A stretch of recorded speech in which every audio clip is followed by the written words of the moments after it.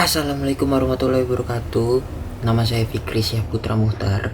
Saya dari Fakultas Teknik Komunikasi dan Informatika atau yang biasa disingkat FTKI dengan NPM 183112700650089. Jadi di sini saya ingin membuat video untuk menyelesaikan tugas tugas mata kuliah pengembangan sistem informasi kelas R04 dengan dosen yaitu Bapak Agung Triayudi. Jadi tugasnya adalah untuk meresum jurnal, dan jurnal yang sudah saya resum adalah jurnal dengan judul Analisa Metodologi Pengembangan Sistem dengan Perbandingan Model Perangkat Lunak Sistem Informasi Kepegawaian menggunakan Waterfall Development Model, model Prototype, dan model Rapid Application Development. Jadi ada 3 model di sini. Dengan jurnal yaitu Jurnal Informa Politeknik Indonesia Surakarta. Volume dan halaman yaitu volume 4 nomor 1 tahun 2018. Tahunnya adalah Juli sampai dengan Desember 2018. Dengan penulis yaitu Wahyu Wijaya Widianto. Dengan reviewer yaitu saya sendiri, Fikri Syah Putra Muhtar. Tanggal pembuatan risam ini adalah 22 April 2020. Jadi langsung aja kita masuk ke tujuan penelitiannya. Jadi tujuan utama penelitian ini adalah agar pengembang dapat melakukan implementasi pengembangan sistem, khususnya sistem informasi kepegawaian dengan pemilihan metodologi yang tepat. Jadi metodologinya itu ada 3, yang tadi itu ada Waterfall Development Model, model Prototype, dan model Rapid Application Development. Dengan objek penelitian yaitu pengembangan sistem informasi kepegawaian atau yang disingkat dengan SIMPEG. Assignment datanya yaitu menggunakan beberapa cara, yaitu yang pertama adalah studi dokumentasi dan yang kedua adalah investigasi. Dengan metode penelitian yaitu penulis menggunakan data dari review beberapa jurnal dan dikomparasi. Dengan kata lain, penulis menggunakan metode penelitian metode deskriptif. Jadi penulis mengumpulkan beberapa jurnal, yaitu ada ini, dan ini. Nah, ini adalah jurnal yang ada sangkut pautnya dengan jurnal yang dibuat oleh penulis ya, untuk melengkapi penelitiannya. Jadi hasil penelitiannya adalah dalam pembahasan ini mengambil 4 penelitian. Pengembangan sistem informasi kepegawaian atau SIMPEG terdahulu menggunakan beberapa model sebagai komparasi, yaitu dengan model waterfall, metode prototyping, metode rapid application development, dan metode atau model spiral. Dan dari keempat penelitian tersebut dapat disimpulkan bahwa, maksudnya dari beberapa jurnal yang sudah diambil oleh penulis, dapat disimpulkan bahwa di setiap perusahaan memakai model SIMPEG yang berbeda-beda, menyesuaikan dengan kebutuhan perusahaan tersebut.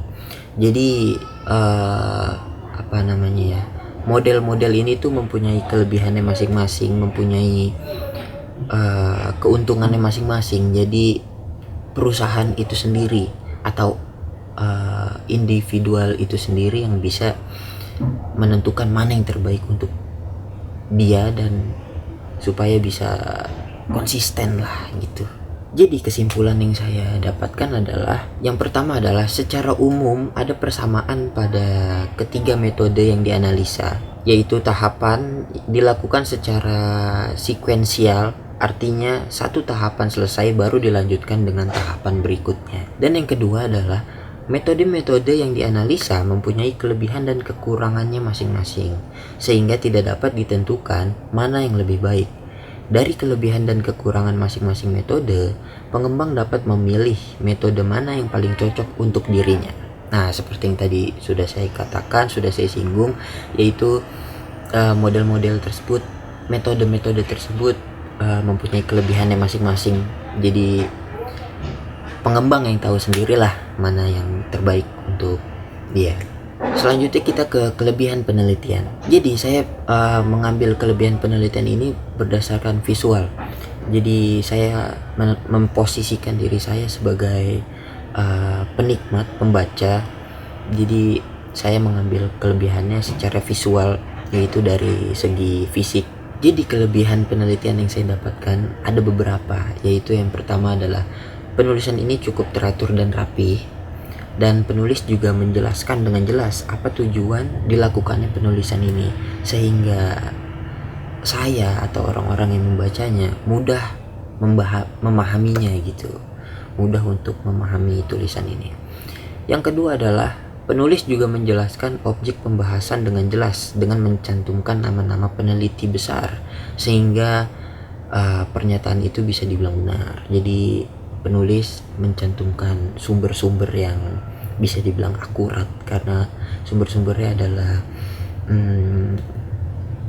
nama-nama peneliti yang besar. Jadi ya bisa dibilang itu adalah pernyataannya adalah benar. Yang ketiga adalah penulis selalu mencantumkan kekurangan dan kelebihan dari beberapa objek yang diteliti, sehingga pembaca benar-benar dibuat nyaman. Ya jujur, ketika pertama saya baca ini saya tidak tahu apa itu tadi metode-metode development model, terus model prototype dan model rapid application development. Tapi di sini penulis benar-benar menuliskan penjelasan, terus menuliskan kekurangan dan kelebihan dari masing-masing. Jadi saya paham lah, kurang lebihnya paham. Setelah kita membahas kelebihan, tentu saja ada kekurangan. Kekurangan penelitiannya yang saya dapatkan adalah desain tampilan agak kurang menarik, sedikit saja, karena menurut saya penulis tanggung-tanggung dalam pemberian warna, sehingga membuat agak sedikit mengganggu penglihatan. Contohnya ya seperti ini. Nah, di situ kita lihat warnanya hanya di kotak atas. Maksud saya kalau misalnya ini saran. Maksud saya ini kalau misalnya ingin memberi warna, sekalian aja semuanya gitu, semuanya sampai bawah kotaknya itu, jangan di atasnya doang. Toh misalnya cuma segitu, menurut saya mending tidak usah dikasih warna gitu. Dan hanya itu sih yang saya dapatkan kekurangan penelitiannya. Mungkin saya kekurangannya hanya melihat di satu aspek, yaitu secara visual tampilannya yang saya risam itu. Dan saya juga sudah membandingkan dengan risam jurnal teman saya dengan judul Rancang Bangun Sistem Informasi Kurikulum 2013 Tingkat Sekolah Dasar Berbasis Web dengan SDLC Waterfall. Nah, ini waterfall. Jadi ini adalah salah satu contohnya. Menurut saya ini salah satu contoh dari tadi pembahasan jurnal yang saya bahas. Ini salah satu contoh, yaitu berbasis web dengan SDLC Waterfall. Dia menggunakan metode waterfall. Reviewer teman saya sendiri, yaitu Mas Bernardito Jordan, dengan tujuan penelitian yaitu untuk mengurangi kesalahan yang terjadi dalam melakukan input data pada semester selanjutnya karena pergantian kurikulum dari KTSP ke kurikulum 2013. Maka dari itu dibuatlah suatu perangkat lunak atau sistem berbasis web menggunakan bahasa pemrograman PHP dan SDLC dengan metode waterfall. Kalau jurnal ini menggunakan 4 metode, sedangkan jurnal saya tadi hanya menggunakan metode 1, yaitu metode deskriptif. Dan ini metode mempunyai kelebihannya masing-masing juga ya, dan sesuai dengan kebutuhan. Hasil penelitiannya adalah,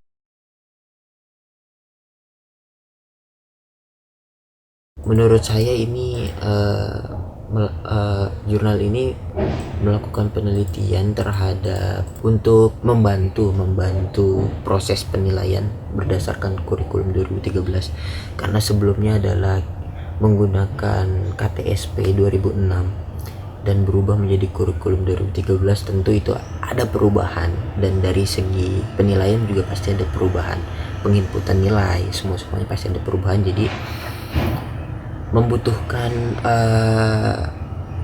aplikasi, bisa dibilang perangkat lunak yang mendukung sepenuhnya. Kelebihan penelitian yang didapatkan adalah penulisan jurnal ini teratur sesuai dengan kaidah pembuatan penulisan jurnal, penjelasan cukup detail, menggunakan data-data yang akurat, menggunakan tata bahasa yang sesuai dengan EYD, ejaan yang disempurnakan. Penulis dapat mengembangkan beberapa poin-poin kecil. Data-data yang dipakai sangat mudah dipahami, menyertakan referensi. dan kekurangannya tentu ada kelebihan ada kekurangan ya, dan kekurangannya adalah space penulisan dalam jumlah halaman kurang teratur dan sesuai. Karena penulis lebih dari satu orang, jadi pembaca tidak tahu kapan dan di mana pengumpulan data. Dan yang terakhir adalah desain tampilan agak kurang menarik. Jadi ya mungkin segitu saja yang dapat saya sampaikan, dan itu adalah perbandingan resume jurnal saya dan jurnal teman saya. Di sini saya mendapatkan perbandingannya tidak terlalu banyak karena objek yang dituju itu ada juga masuk ke dalam jurnal yang saya bahas tadi, yaitu waterfall, metode waterfall. Mungkin yang didapatkan adalah metode penelitian. Metode penelitiannya di sini menggunakan 4 metode, yaitu analisis, perancangan sistem, implementasi, pengujian unit, dan integrasi dan pengujian sistem. Sedangkan saya menggunakan metode penelitian yaitu deskriptif. Jadi menurut saya kalau metode penelitian itu sesuai kebutuhan penulis sih kalau menurut saya. Jadi mungkin segitu aja yang bisa saya sampaikan, kurang lebihnya mohon dimaafkan. Wabillahi taufiq wal hidayah. Wassalamualaikum warahmatullahi wabarakatuh.